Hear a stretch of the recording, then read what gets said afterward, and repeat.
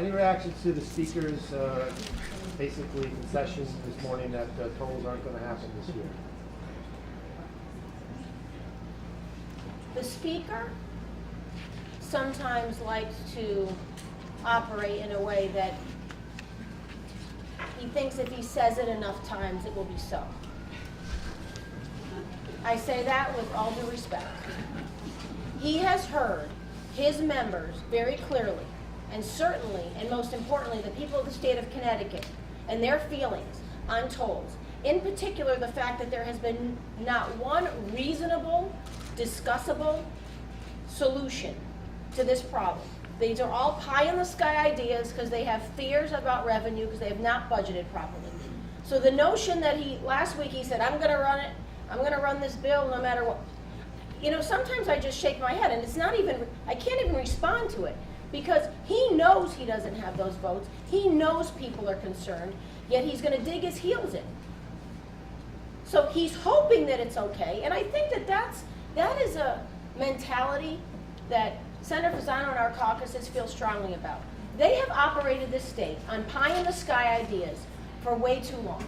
These are difficult, but serious and black and white solutions to start moving the state of Connecticut out of the problem that it's in. Instead of hopes and dreams, it's black and white, solid, difficult, but important information and proposals that will move the state of Connecticut forward. And you don't need that money. They say $1 billion a year in tolls because you're going to borrow. First of all, can we just talk about this $1 billion a year tolls? That is such a fictitious, unrealistic number with no basis whatsoever, with no information, with no status. It's picking a number and saying, that sounds like a good number to me. They have no information on that stuff. The truth of the matter is, there may be a plan out there, but people are afraid to share the plan because there's things in that plan they don't want the public to know about. That's the truth of the matter. And that's why they're doing all this hocus pocus. But you do it why are we tying? You do it by borrow, right? Sorry? You do it by borrow. Us? Yeah. No. No, Oh, well, through the prioritize general projects, obligation yeah. fund. Yeah. We don't increase the borrowing. We use, the governor's got a huge contingency fund. We say, listen, stop with the play money, stop with the monopoly money. Let's do it right. Let's put, if transportation is a priority, just like school construction, just like clean water, just like UConn, just like SCSU, let's make transportation a real priority and say, it's a priority geo bond. That's what we're gonna do. If you use all the geo bonds, so you can't use them for anything else, right? You probably have to cap those out. No, we do everything. School construction is fully funded on our geo bonds. Clean water is funded to what they've used for geo bonds. Capital improvements around the state buildings that they have. UConn, CSU, all that is all done. Where we take most of their money out is the governor's contingency fund, the play money, where traditionally governor goes around and buys up votes, right? To pass this budget or pass that bond, to pass that bill. I'll give you a playground, I'll give you this. We say, we can't do that anymore. We gotta you can't say transportation is a priority, but we're not gonna make it a priority.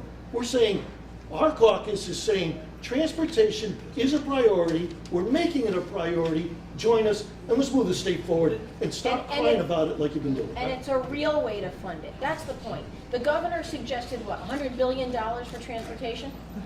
That would be lovely. I don't know one of us who wouldn't support that if it actually existed. Okay? Our way of doing it is real funding and real borrowing in a realistic way and a fiscally responsible way. That's the difference. And what do you The do about the money Democratic behind leadership it? is saying that basically if you do vote on tolls, it would just allow impact studies, feasibility study, and there'd be another vote on the tail end of that. So why not at least let the studies happen? The Speaker realizes that there is no support for tolls no matter what that plan comes out. We are tired, and we as Republicans are tired of this state pickpocketing all the constituents in our state. Enough is enough. You don't have to do it. The only way they think they can do anything is raising taxes, doing tolls. We're saying there's another way. Reorganize, prioritize, and move the state forward. And to that end, had they done that 4 years ago, when we first presented that, you could see an infrastructure today going forward. The way they're doing it, it's tomorrow, tomorrow, tomorrow. They don't have an end game. They're just wishful thinkers. But isn't borrowing tomorrow? No, because what we're doing is we're keeping within our general obligation limits. So our general obligation bonding limits, we are within the same amount. We bond X amount, 1.9, Lisa, or 1.7? What is it, Lisa? $2 billion, and we keep within that. We're saying that's what we generally obligate our bonding. So we're just, rather than doing it for a park or a playground, we're gonna do it for streets and highways and bridges. Things that are gonna drive economy to this place. Things that are gonna make businesses wanna go here. Things that are gonna make it easier to transport in and out of this state. That's what everyone's talking about. And if you solve the transportation, you're gonna grow businesses. You grow businesses, you're gonna grow jobs. You grow jobs, you're gonna grow economy. That's what everyone's talking about. What And about- that's what we have to do. And let's remember this. This whole toll proposal came to be because they are trying to back themselves into a budget. When you look at the 1980s, when tolls were taken out of the state of Connecticut, there were 14 tolling places in Connecticut. And every proposal we have seen thus far is somewhere between 50 and 80 toll proposals. What has changed in Connecticut? It's still the same size. In fact, we have less population.